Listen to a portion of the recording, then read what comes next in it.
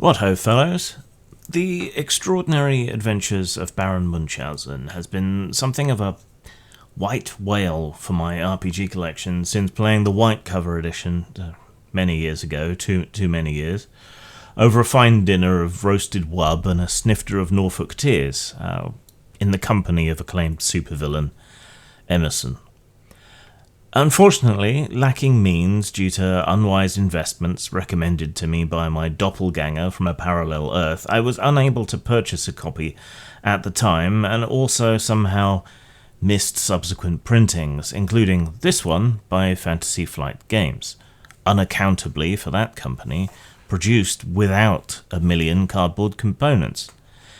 As such, I was forced to obtain this copy by wrestling Queen Rania of Jordan in a paddling pool of wet grits, supervised by Justin Le Nasser, not La Nasser as you may have heard, since Nasser, being masculine, all those rockets, is clearly a Le, not a La.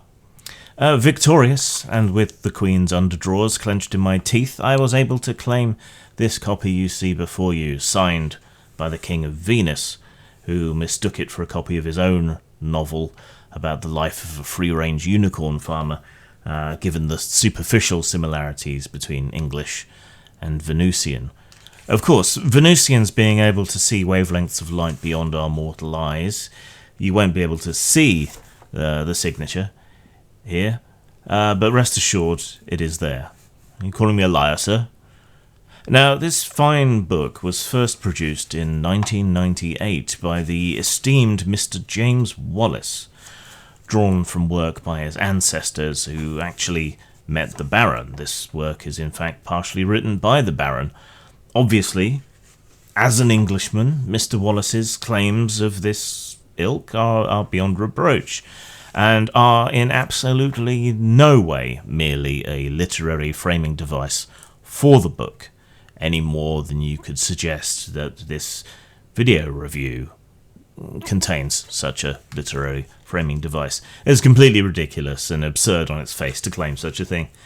Mr. Wallace is perhaps best known outside the noble baron's circles for his sterling work preserving the lodographer's arts from the ever-encroaching forces of chaos. So, let us raise a glass to celebrate such a fine fellow, a loyal hound in a sea of foxes. Without further ado, of course, to the game. This is a story game, which the uneducated peasantry of the New World might call a swine game. However, preceding the larger scale popularity of the story game genre that followed the nefarious schemes of Professor Batdong, and the more recent incursion of affectation française into the hobby, it retains certain charms lacking in other games within the same ludographic territory. For example, it retains the grammatically correct, impersonal, sexless pronoun he, as found in proper English, and it strongly encourages drinking, wagering, and duels, proper manly pursuits, as means of settling disagreements that you might have at the table. The game itself is deceptively simple, hence my prevarication, in an attempt to make this videographic essay longer and more amusing and listenable than it might otherwise be. The players, at least three, well, I would personally say at least 4 or 5, when they take their seat around the table and each of you adopts a persona, or a nom de plume, as you might call it if you're incurably French. Players are then, in turn, encouraged to tell a fantastical tale of their completely legitimate and totally real adventures. For example, you might say, Count, please do regale us with the tale of when you played Donutters with Norman Lovett, the gentleman who played Holly the computer on Red Dwarf. The player then commences to spin their yarn, but other players may attempt to inject more elements and embellishments into the story, forcing the storyteller to become more and more wild and exaggerated as they go along. You do this by placing wagers, and any further disputes may be settled by dueling. A failure to complete a story requires that one drain one's flagon or glass and pass play onto the next person in defeat, begging off as having a dry throat.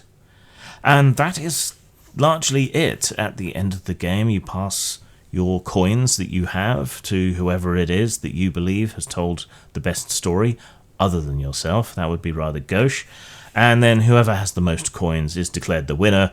A loud huzzah is sounded, everyone drains their flagons, and if you're not unconscious from drinking fine brandy, you might then engage in another round. And that's largely it.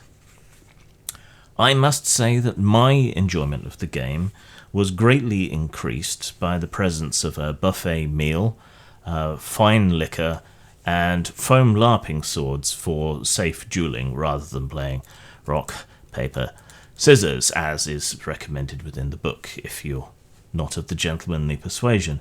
But none of those things are strictly necessary, they just make the whole thing a lot more fun. The book contains more, obviously, some inspirational tale examples, such as that of the Great Trifle of Antwerp. Other modes of play with slight rules changes are given throughout the book, such as childhood boasts, arabesque storytelling, a science-fictional interpretation, etc., etc. But this is all fluff and bump. Amusing to read, making this a fun object to own as well as a game, but as unnecessary as a bath in a Frenchman's maison. I admit to an unreasonable fondness for the earlier edition, a copy of which as yet eludes me, but this is a finely illustrated and winsomely written volume of great value to read as much to play. I can't recommend it highly enough. To give such a work of art a score would be impossible, but this will be my 7th impossible deed today, it now being after breakfast, so I appoint this Fantasy Flight edition a style score of 5 and a substance score of 3 for a total of 8 out of 10 or 4 out of 5. The lack of substance is, in this particular case, really not that much of a criticism, as the game is simple enough to be played by an Irishman, a drunkard, an inbred, or as is most common, all three at once. But the game's just not complicated enough to have enough substance, so make of that what you will.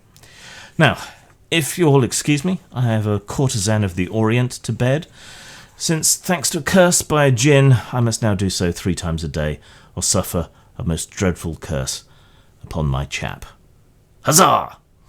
Splatpunk is a retroclone RPG, so you can make your own Splatpunk games, whether that be cyberpunk, clockpunk, steampunk, biopunk, narcopunk, whatever it might be.